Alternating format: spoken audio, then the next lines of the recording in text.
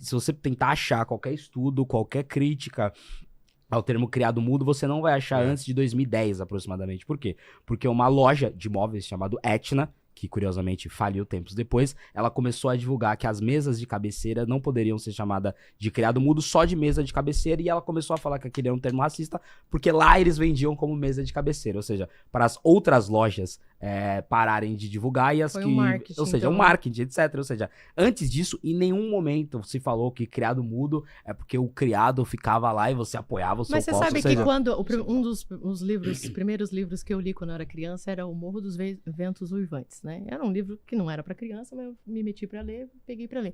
E tinha uma parte que narrava assim o criado mudo, e eu imaginei que era um criado.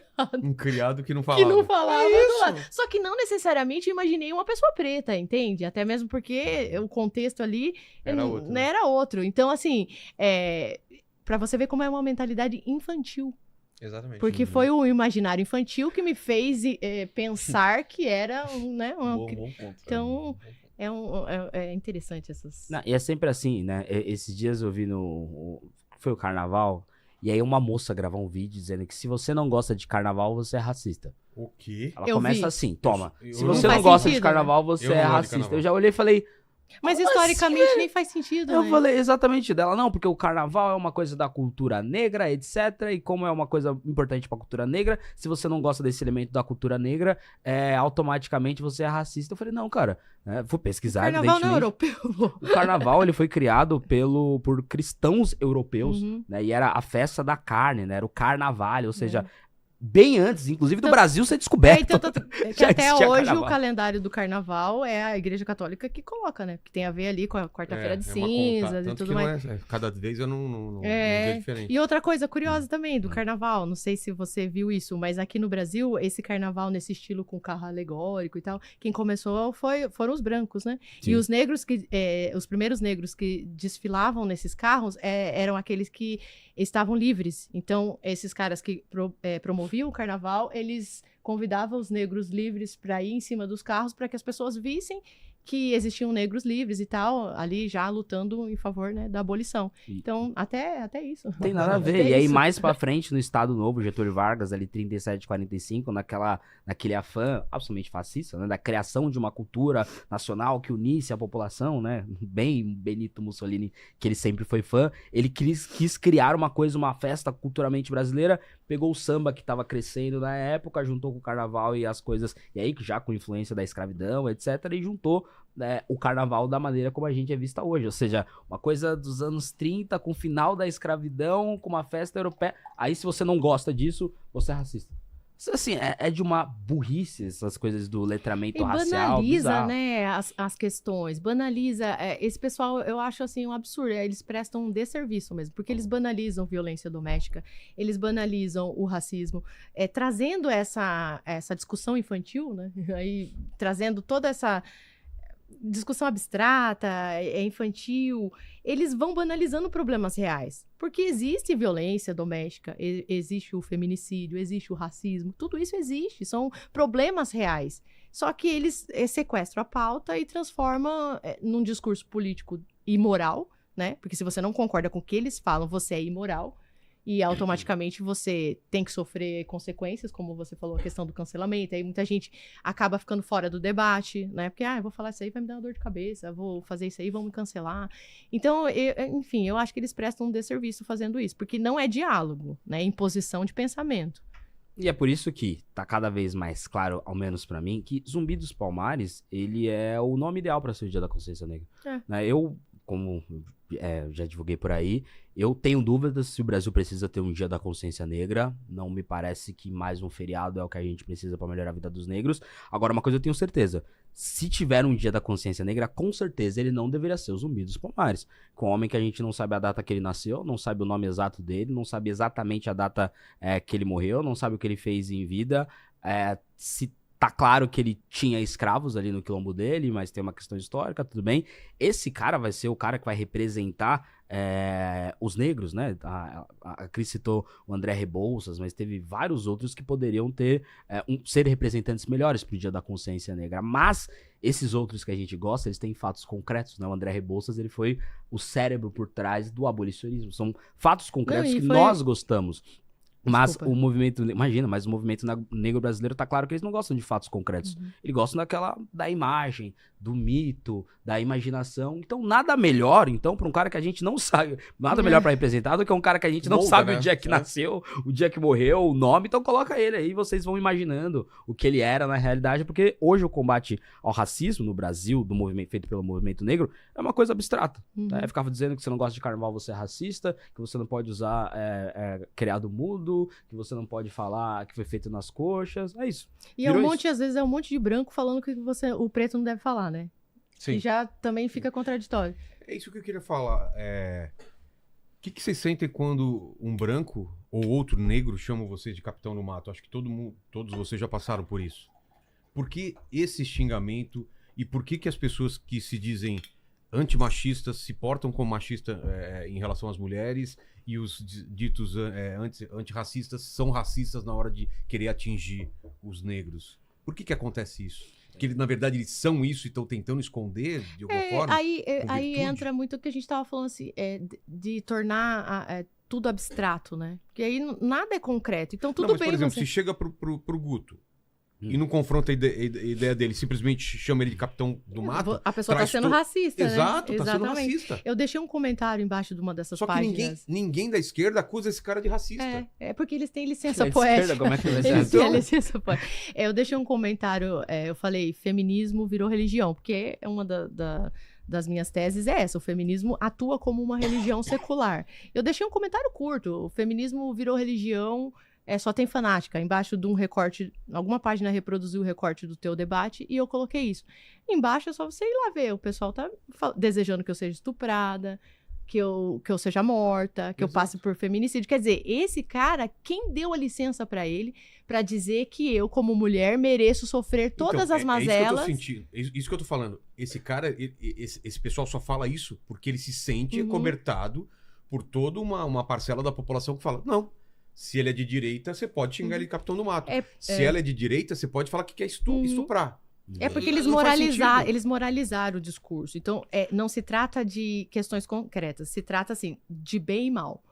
Do que é justo e injusto. É de você desumanizar uma pessoa. Exatamente. Então ela não é mais ser humana. Você pode atacar ela da pior forma possível. Se você não crê como eu e não professa... é religioso isso. Se você não crê como eu e não professa como eu, você vai pro inferno. É praticamente isso. Na verdade, eles criticam tanto os cristãos, mas na verdade eles fizeram uma espécie de cópia mal feita, né, piorada, tirar os princípios e os valores que baseiam o cristianismo, que são completamente contrários a esse tipo de comportamento, né, porque quem conhece o cristianismo em si, sabe que o cristianismo fala que você deve amar o próximo como a si mesmo, né, amar a Deus acima de todas as coisas, com todas as suas forças, todo o seu entendimento, é o primeiro mandamento, e o segundo é amar ao próximo como a si mesmo. Eu não quero mal para mim, eu não vou querer o mal pro próximo. Então eles tiram a base dos princípios e dos valores cristãos, mas ficam com a arquitetura religiosa. Só que é uma religião secular. É o que eu costumo dizer, né? A minha tese em relação ao feminismo é que o feminismo é uma religião sem Deus. Porque é a mesma estrutura religiosa, mas sem o fator principal, que é o absoluto. E aí, quando a gente tira, Vilela, o absoluto da nossa vida, no sentido, tem que ter algo acima de você, ao qual você preste conta. Que seja, muita gente hoje em dia faz do Estado o seu absoluto, né? O Estado é praticamente Deus. Mas nós cristãos, né? Eu sou cristã, acredito que aqui entendi que todo mundo né? Como cristãos, a gente crê que Deus é o absoluto. Então, Deus tem princípios invioláveis, né? Uma vez que eu entendo que Deus é o meu absoluto, eu entendo que eu me submeto aos princípios invioláveis. Então, embora eu seja um particular, eu tenho um absoluto sobre a minha vida. Aí tem um filósofo americano chamado Francis Schaeffer, que eu gosto muito, e ele fala que o problema da modernidade é que ela exclui o absoluto e foca nos particulares. Só que cada particular tem os seus desejos, as suas vontades. A ética e moral de cada particular é uma.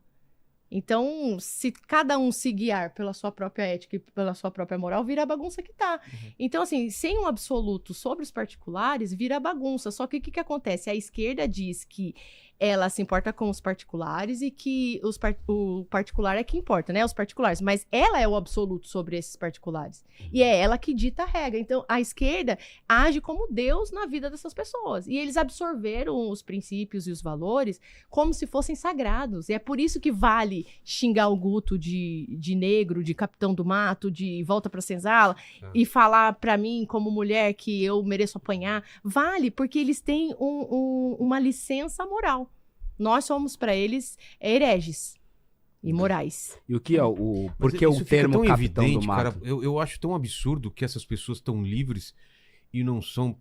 E não acontece nada com elas. Eu já processei um monte de gente que me chamou de capitão do mato e geralmente eu ganho. É. Que é o certo, Lógico, né? Processar. Porque é racismo. No né? mínimo, cara. É o mínimo que tem que racismo. acontecer. Por que E aí eles depois chamam... pedem desculpa, né? Ah, não quis dizer isso, veja bem. Sim, às vezes eles vão com o processo até o final e acabou. Mas enfim, se quiser pedir desculpa também, eu aceito as desculpas e mantenho o processo. Pede desculpa, mas ok, legal, faço eles chamam a gente de capitão do mato, que o capitão do mato, historicamente, ele era um negro, ele era escravo, um escravo.